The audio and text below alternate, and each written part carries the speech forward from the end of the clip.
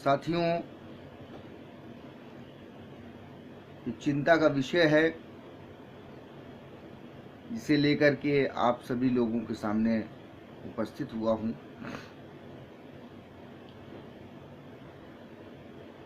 PFI यानी popular front of India के जरिए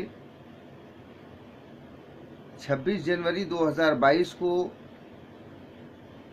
लोकतंत्र बचाओ अभियान जारी किया गया था, जिसके बाद से लगातार हिंदुस्तान में फिरका वाराना वाक़यात में तेजी आई है। उनके इस मुहिम को चलाने के बाद पूरे मुल्क में तशद्दुद की वारदात हुई। ख़ास तौर से हिजाब के मुद्दे को ज़ोर शोर से उठाने के बाद पूरे मुल्क में अफरा तफरी का माहौल बना है। सबसे अहम बात यह है कि 17 फरवरी को पीएफआई के कोटा सम्मेलन और 28 फरवरी को अहमदाबाद के वेबिनार के बाद इन वारदातों में और ज़्यादा तेज़ी आ चुकी है। जिस तरह से रामनवमी की शोभा यात्राओं में फसादात हुए और उन फसादात में मुल्क हिंदुस्तान की सुरक्षा एजेंसियों के द्वारा पीएफआई का मुलव्विस होना बताया गया है और जिस तरह के सबूत फराहम हुए हैं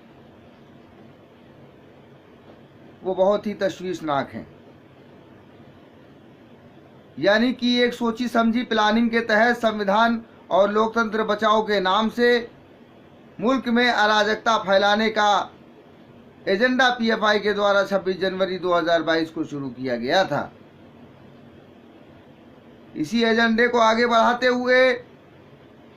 पीएफआई के लोग अब इफ्तार पार्टियों की आड़ में अपना सांप्रदायिक और विभाजनकारी एजेंडा परोस रहे हैं।